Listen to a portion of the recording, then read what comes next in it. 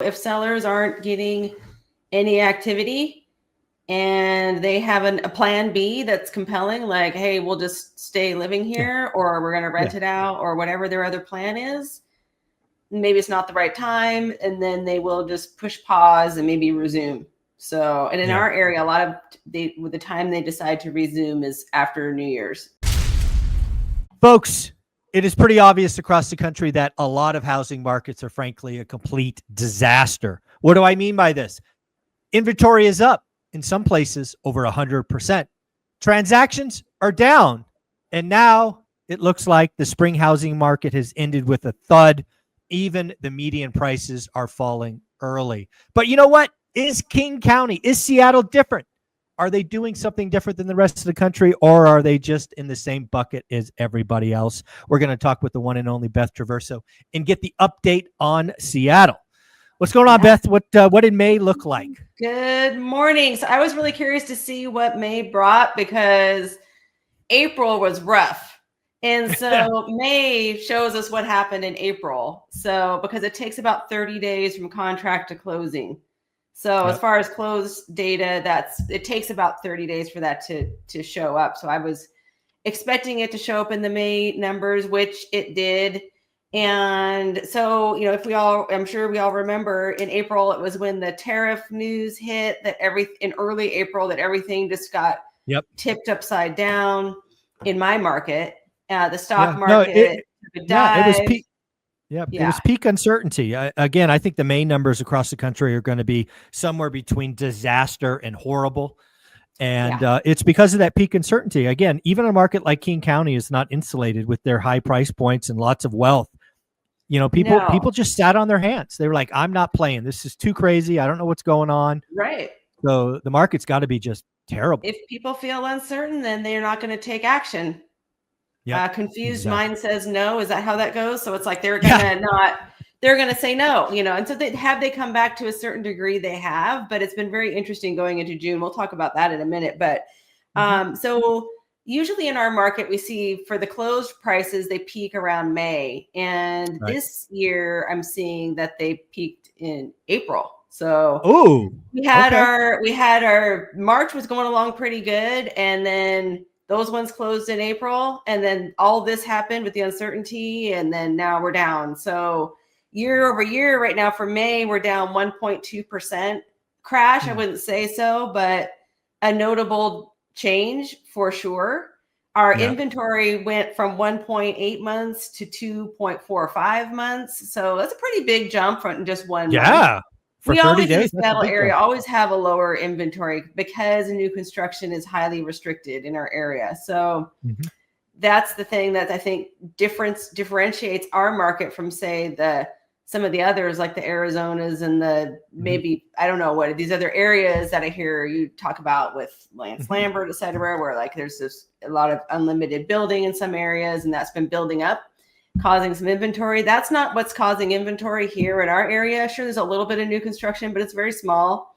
It tends to be just the usual. I'm still seeing the same sellers, the ones who need to sell because of a job relocation, a divorce, a death, something of that nature. I'm not seeing the move up, especially now. It's like, why would a move up buyer seller do anything right now? They're just going to keep waiting, most of them, unless they have a severe sense of discomfort for things that are going on in their life that they just really need to make that change. Otherwise, it would make more sense just to stay put, keep their good interest rate, stay where they are, wait to see how things roll out. Yeah, the move up buyers toast. The housing market is broken. It's been broken for 3 or 4 years. Not many people would be happy about a 200 or 300% increase in shelter. And that's what move up buyers are looking at for a bigger house, nicer house, newer house. The upgrade in price might be $100,000, but the payment difference is like 300%. And crazy. The delta between rental price for a typical home and then the mortgage is huge. Yeah. So that's something as well.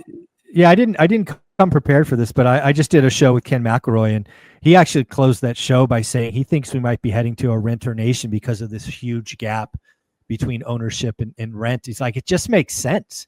So, he actually put it out there that we might see something in the high 50s like 58, 59%. And folks, we have never been there in America. That would be bad. Yeah. I think that would be horrible if that happened. That makes me sad to hear, but I'm also not surprised.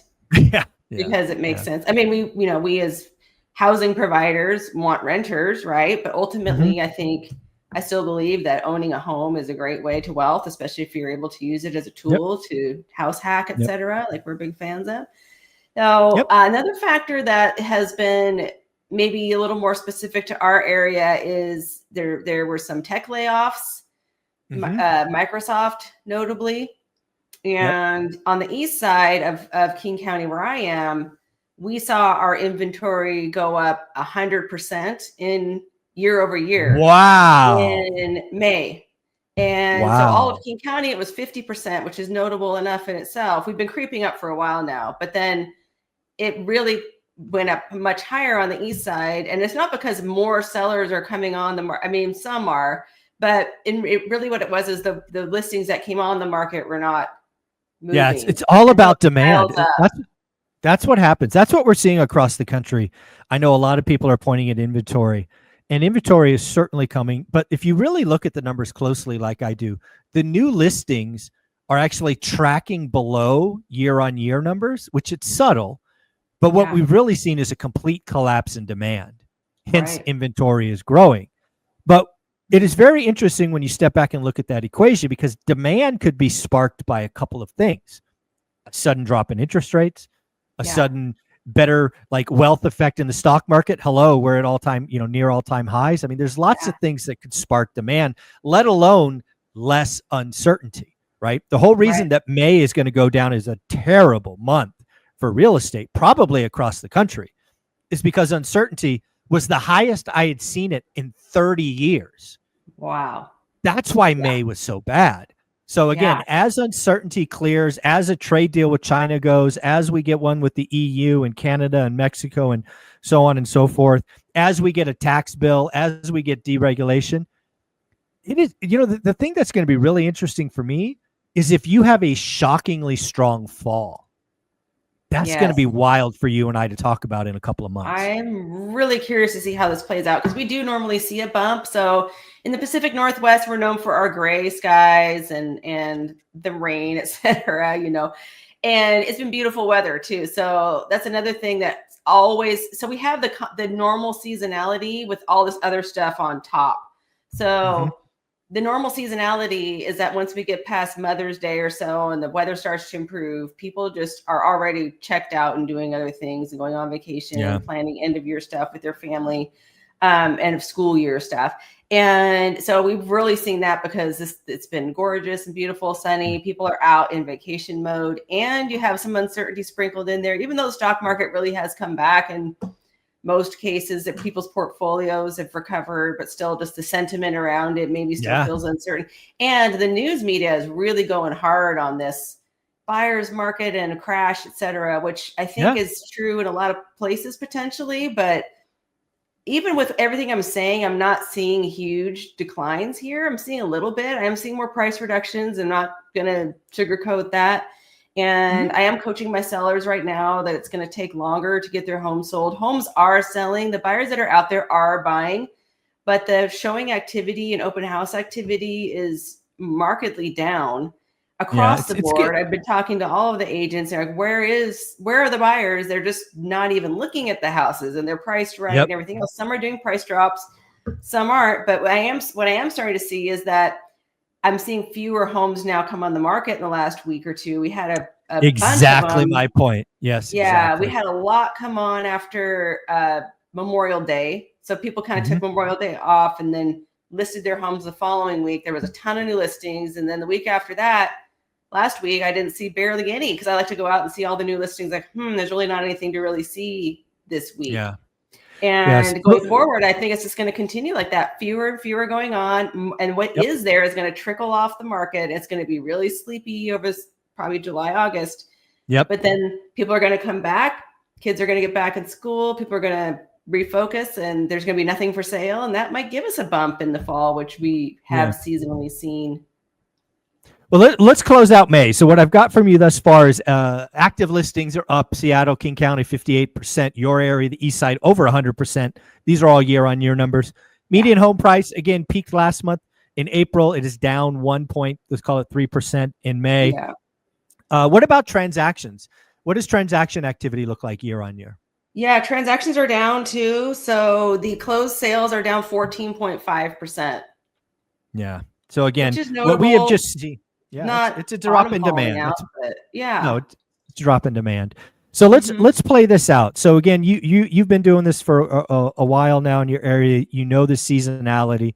So if May historically is peak pricing, what is trough pricing seasonally? What month is it? November? Is it September? When is trough? It's around December or so. December, okay. January. The ones that close in January tend to be the trough. But then that's also the same month we see it revving up, and then it spikes in February. Got it. So what? So if fall, and then it goes way down, and then spikes back. So if we look at price seasonality, so what I'm trying to figure out for you on a price level, we'll get to the others in a minute, is price will be soft, meaning negative, probably the next couple of months. The question will be, is there that bump in the fall, right? And does it go back, and then it'll be soft into the end of the year? Is that kind of seasonality for King County? Mm-hmm. Okay.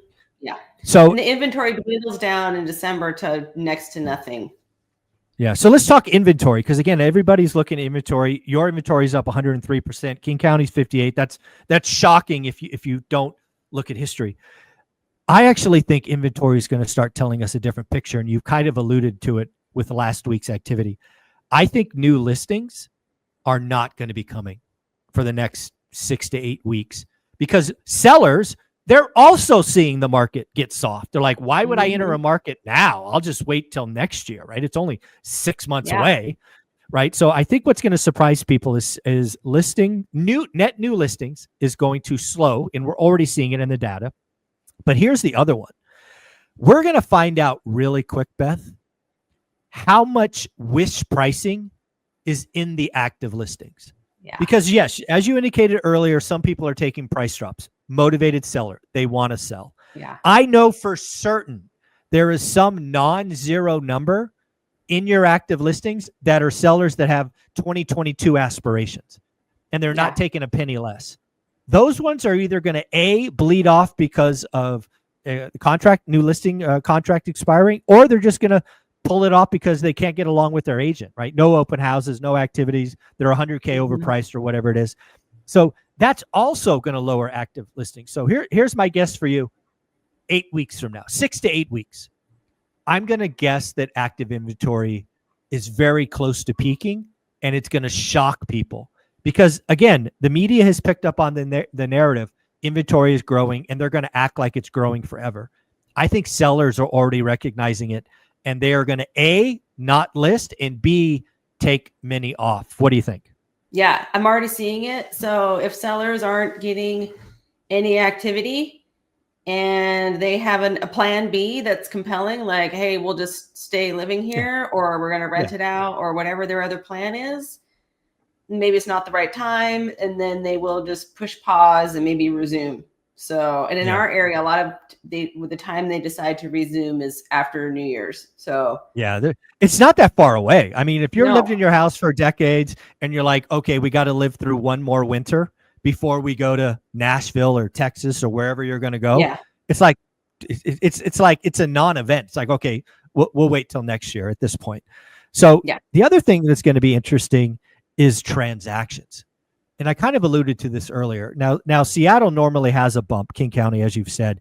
Most areas don't. A lot of the country is kind of peak transactions now, right? The May numbers, maybe June.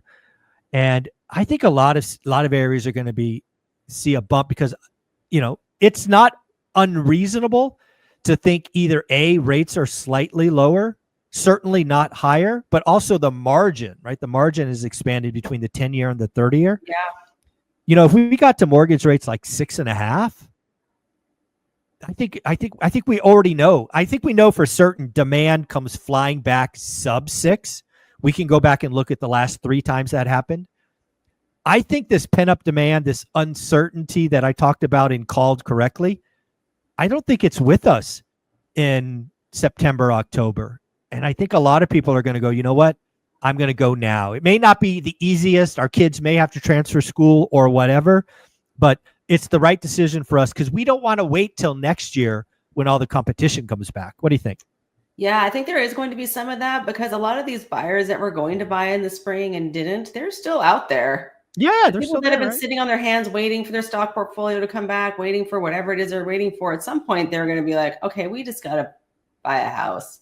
Not everybody. Some people are just going to keep on waiting, and then that's fine, But I do believe that if there was some more positive headlines coming out and rates tracking down, that's probably all that anyone needs to change that psychology, because it's really a psychological thing. And if they're feeling secure about their jobs, of course, if anyone's feeling insecure about their job, they're not going to want to make a move. Amen. But Amen. enough people are. And again, in our list, our inventory is up, but it still I wouldn't say it's necessarily high compared to other metropolitan areas for sure for our population. So I think as we start to see fewer come on the market, as you mentioned, and more get canceled, and buyers are just going, I've already had some buyers reaching out to me like, we're still looking for a house and we can't find anything. What do you have coming up? Like, we just want to find a house and there's nothing to look at. There still is that dynamic out there. There's certain areas and certain types of communities that maybe have a little bit of overflow. And it's interesting. Those do tend to be the ones where there is some new construction flooding that market in these very isolated pockets that are really in buyers' favor. And those where buyers should just go for it on that, take your shot, right? Take your shot. Yep.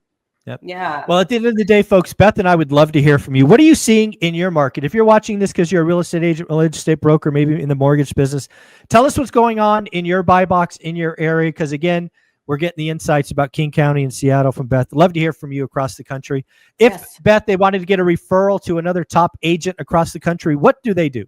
Yeah, easiest way to find me is just through my website. There's a contact me, bethtraversogroup.com, or you can Google me, and I'm in school as well. So awesome. Beth, you're amazing. Take care. Have a great week. Thank you. You too.